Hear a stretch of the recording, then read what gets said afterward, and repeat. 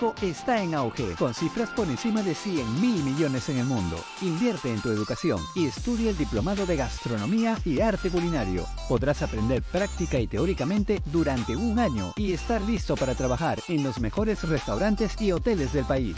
Nuestros egresados tienen éxito en el sector con una alta inserción laboral y muchos han abierto sus propios negocios. Matricúlate ahora y comienza a construir tu futuro en el mundo culinario. Inicio de clases 3 de abril. Informes e inscripciones en Samanes Ocampo 576 o llámanos al 225-266. Amigos de Pro y Contra, nos encontramos en comunicación con el señor Jaime Dupuy, quien es constitucionalista y además representante de Comex Perú, para hablar de un tema que creemos que es permanente, aunque no debería serlo, más allá de algunas enmiendas, de algunos cambios, pero no de cada cierta década intentar cambiar toda la constitución a través de una asamblea constituyente con poderes ahí omnímodos y todo ello. Señor Dupoy, ¿qué tal? Buenos días. Muy buenos días, muchas gracias por la invitación. Saludos a todos los espectadores. Bueno, muchas gracias desde la Amazonía, desde Iquitos, la región Loreto, les saludamos. Y la primera pregunta es relativa, por supuesto, a la Constitución. Para hacerlo de forma didáctica, los de derecha no quieren que se cambie la Constitución y si hay algunos cambios que no se toque el capítulo económico. Los de izquierda quieren que se cambie todo porque creen que ese es el origen no solamente de nuestros problemas, sino de la mala distribución de lo que se llama riqueza en el país. Usted, ante esas dos versiones, no sé si adoptará una posición de centro, pero ¿cuál es su análisis y su propuesta?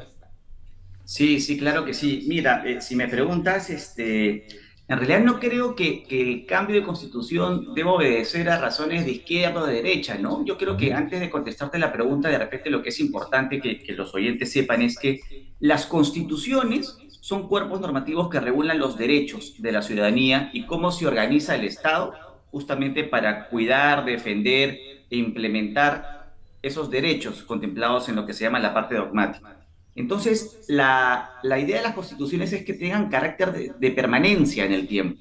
Si uno ve cuáles son los países pues, más desarrollados, ¿no? En el mundo, tienen pocas constituciones y son constituciones que han durado mucho tiempo. O sea, la constitución tiene que ser lo suficientemente general y flexible como para adaptarse a cambios de circunstancias. Y General, todo flexible desarrollo y posterior. sólida, ¿no? Y claro, claro que sí. O sea, Sí. que tenga el cuerpo normativo de los derechos que se establezcan, pero no tiene que entrar a nivel de detalle, porque ya ese nivel de detalle entra a tallar, bueno, las propias leyes de desarrollo constitucional y la ejecución de la gestión pública en sí. Entonces, si nosotros nos ponemos a ver, la Constitución del 93 es una de las más largas que ha tenido el país. Me parece que es la segunda más longeva. Ujú. Y siempre en la historia vamos a ver que en realidad los cambios de constituciones se han dado justamente en épocas de transición, ¿no? Entre gobiernos dictatoriales, al regreso a la democracia. Mal que bien, esta constitución del 93 surge en un momento después de un autogolpe, ella tiene más de 30 años, donde consecutivamente se han dado gobiernos democráticos hasta la fecha. No Ujú. podemos decir que no han sido gobiernos democráticos. ¿Hay inestabilidad política? Sí. ¿Más inestabilidad en los últimos años? Sin duda que sí. Pero Claro. todos han venido siendo gobiernos democráticos. Entonces, si nos ponemos a pensar, la Constitución es buena. La Constitución tiene un marco de derechos amplio, general, y por lo tanto, las cosas no van a cambiar porque se redacten algunas cositas, ¿no? Yo escucho muchos de los comentarios de aquellos que proponen nueva constitución de, por ejemplo, establecen, no, pues, pero cuando se pone el derecho a la educación hay que cambiar la redacción y no poner se garantiza la educación, sino que la persona tiene derecho a la educación. Bueno, ese cambio, que se convierte en una modificación constitucional que no es fácil hacer, porque justamente la constitución no es para que se modifique cada momento, no es que vaya a cambiar las cosas de un momento a otro. O sea, ya la Constitución ha venido siendo modificada bastantes veces por ejemplo, en la parte educativa, una de las últimas modificaciones establece que, por ejemplo, tienen que invertirse obligatoriamente el 6% del PBI de la educación. ¿Eso se hace porque está en la Constitución? No. Claro. Entonces, ¿cuál es la cara de la moneda? Uno tiene una constitución con todo tu cuerpo de derechos bien establecido, pero la cara de la moneda es que tengas una gestión pública buena, eficiente, que realmente cumpla lo que disponga la constitución. Entonces, cuando uno ve cuál es la problemática que legítimamente tiene la ciudadanía, donde muchos no tienen pues, acceso a agua potable las 24 horas del día, saneamiento, salud, educación de calidad, lo que se ve es que hay un Estado que no está trabajando bien. Entonces yo creo que la cruzada, en vez de tanto derecha como izquierda, de promover o no que haga una constitución, yo creo que algo en lo que todos debemos estar de acuerdo y que esa debe ser la gran cruzada y todos salir a protestar pacíficamente es demandar al Estado peruano que tenga un servicio público de calidad. Queremos funcionarios públicos que sean servidores públicos con vocación de servicio público, que ejecuten eficientemente los presupuestos para que nuestros impuestos se traduzcan en servicios que nos den a nosotros servicios de calidad. Y no solamente a gobierno central, sino a todo nivel. Estamos hablando de gobierno central, local y regional. Pero precisamente ahí también hay un tema de fondo. Hay quienes dicen que para asegurar servicios básicos a la población se tiene que tener una intervención mayor del Estado. Y hay otros que quienes dicen que para brindar esos servicios públicos tiene que haber una alianza pública-privada o al privado se le tiene que dar las condiciones necesarias para invertir en eso. Correcto. Nuevamente, Sí. la posición suya, ¿cuál es? La Constitución ya te establece esas herramientas para que el Estado lo haga como mejor lo considere pertinente. Si el Estado piensa que es más eficiente. ¿Y por qué? Para que entienda la gente. El Estado, para empezar, el Estado no es un ente ajeno e independiente. El Estado es una invención, ¿no? Es algo artificial que al final está compuesto por la ciudadanía y por los gobiernos de turno, ¿no? Entonces, cuando uno habla de que el Estado tiene que encargarse de las empresas estatales, el Estado tiene que encargarse de facilitar gratuitamente determinados servicios públicos, primero el Estado no tiene recursos. Los recursos son de los contribuyentes. Todos los dineros que utiliza el Estado vienen de lo que nosotros pagamos. Entonces, para empezar, nada es gratis. Siempre es pagado por alguien, los impuestos de alguien, de una persona. Y está bien, digamos, en sociedades de repente donde se busca pues una igualdad de oportunidades, está bien que aquellos que paguen impuestos puedan utilizarse también para subvencionar a aquellos que de repente están en menor vulnerabilidad y no tienen los recursos para tener servicios. Entonces hay una especie de subsidio de quienes pagan impuestos para prestar servicios de calidad para otras personas.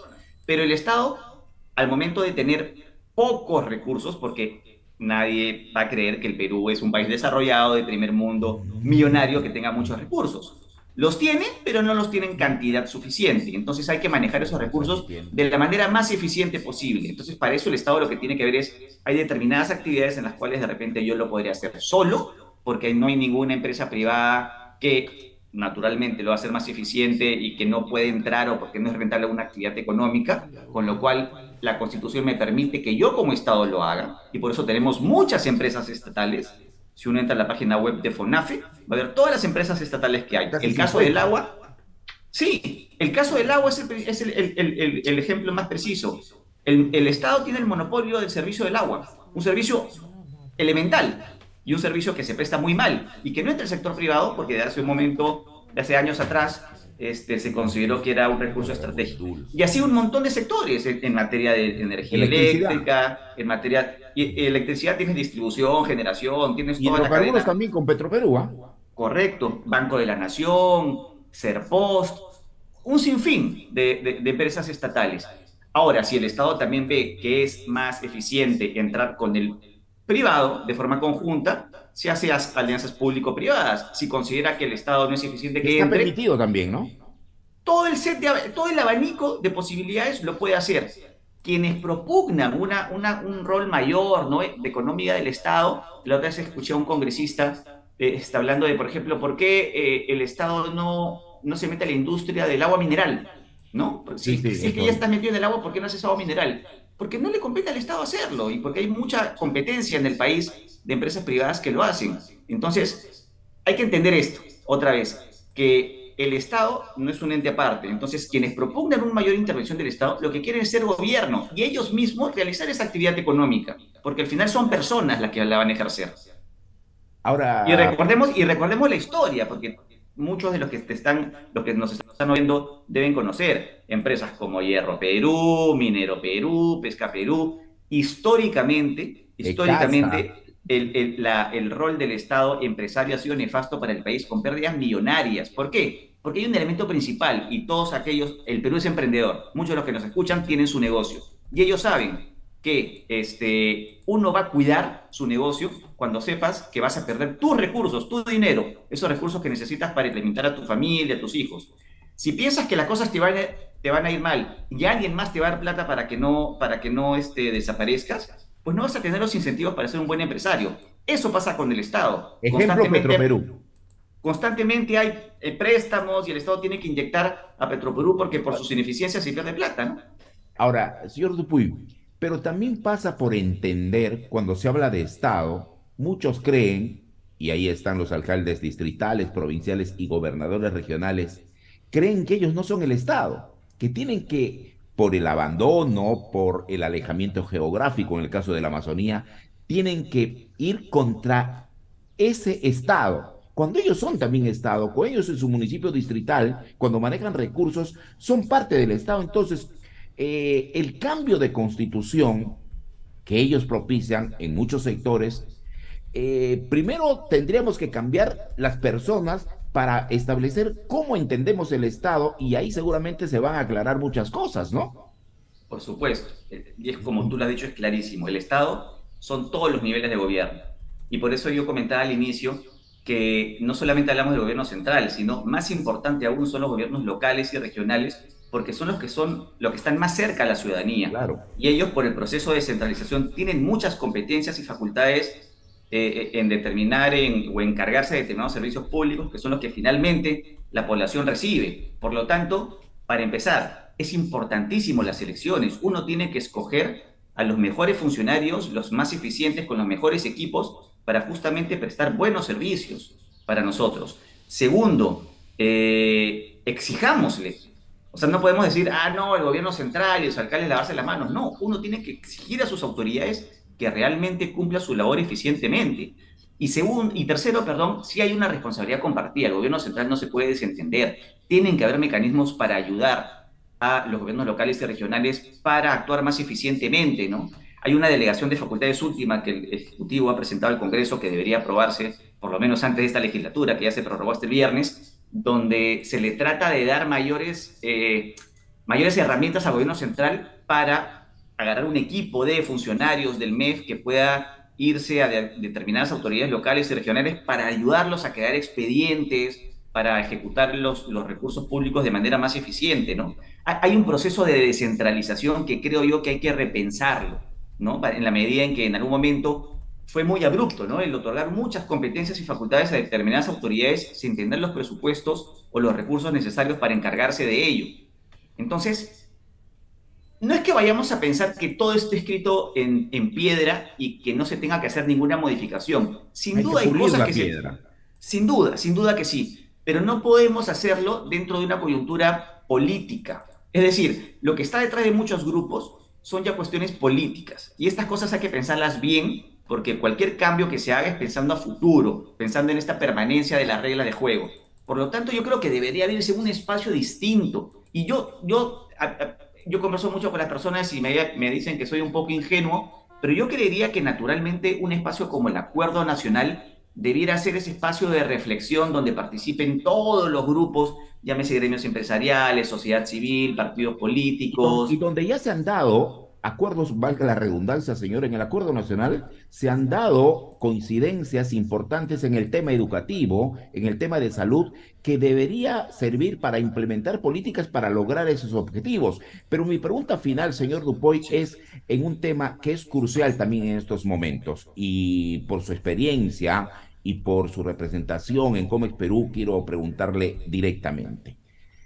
¿Hacemos o no hacemos referéndum para que la gente decida si se elabora una nueva constitución o no? ¿Es necesario un referendo para consultar a la gente o no? ¿Qué es lo que usted propone? Mira, la misma constitución establece cuáles son las reglas para modificar la constitución y uno puede modificarla parcial o totalmente y lo hace el mismo Congreso, esa es su función. Sí. Y es más, lo que pone, o sea, el referéndum al final es un mecanismo, porque ojo, mucha gente está confundiendo referéndum con plebiscito. Un plebiscito es una consulta a la ciudadanía para ver si está de acuerdo con algo. O sea, cuando mucha gente habla de hay que hacer un referéndum para preguntarle a la población si está de acuerdo con una asamblea constituyente. No, eso no es plebiscito y eso es plebiscito y eso no está regulado.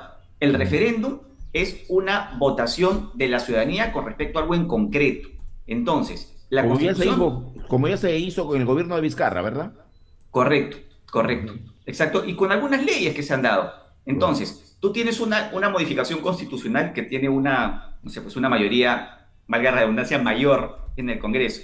Entonces, uno lo que puede hacer es, con cierto número de votos, que creo que son 87, puedes aprobarla en 2 legislaturas consecutivas con ese número de votos. Si no logras en una legislatura ese número de votos, por ejemplo, logras 66, tendrías que aprobarla después con referéndum. Ese es el mecanismo que establece la Constitución. Entonces, lo que se tiene que pensar también es que vivimos una democracia representativa. Es decir, nosotros escogemos a nuestros representantes, que son los que al final nos representan al momento de tomar decisiones en el Congreso. Uno vota a sus congresistas para que representen tu votación en el Congreso. Yo no voto a un congresista para que después el congresista me tenga que decir, oye, te voy a preguntar a ver si estás de acuerdo o no con lo que voy a hacer, porque así no avanzamos. Sí, pues. Entonces, en algún momento, claro, uno podría pensar, dependiendo de las circunstancias, que un referéndum podría legitimar, ¿no? O darle mayor validez a algún acto, ¿no? Específico. Pero para eso creo que tenemos de pasar por un proceso previo, bien serio y riguroso de analizar qué cosas supuestamente deberían modificarse y no estar hablando simplemente en forma general, se tiene o no que modificar la Constitución, sino centrémonos, ok, ¿qué cosa de la Constitución pensamos que no está funcionando bien? ¿Qué cosa podemos solucionar con una mejor gestión pública? ¿Qué cosa podríamos solucionar con algunas modificaciones legales, ni siquiera constitucionales? Y si no es posible, si es que sí se necesita modificar la Constitución, perfecto, ¿qué parte de la Constitución hay que modificar? Y una vez que tengamos ese mapa, nos vamos a dar cuenta realmente cuál va a ser el mecanismo más apropiado para hacerlo, ¿no? Y pero va a ser un mecanismo más fácil, ¿no? Por supuesto, de repente es mucho más sencillo. Están llamando a Asamblea Constituyente, reformemos la Constitución con los mismos mecanismos que entrega la Constitución. Correcto, y como te digo, ya se ha modificado como más de 30 veces hasta el momento la Constitución con los mecanismos propios de la Constitución. Bueno, esperemos que se calmen las aguas, que dentro de la Constitución haya cambios, el Estado haga lo que tenga que hacer, los ciudadanos hagamos lo que tengamos que hacer y vivamos en una paz social que no es evidentemente una paz eterna, pero por lo menos que nos permita hacer cambios estructurales sin llegar a la violencia como se han dado en los últimos días. Muchísimas gracias, señor Rupoy. Muchísimas gracias a ti, saludos a todos. Gracias, muy amable.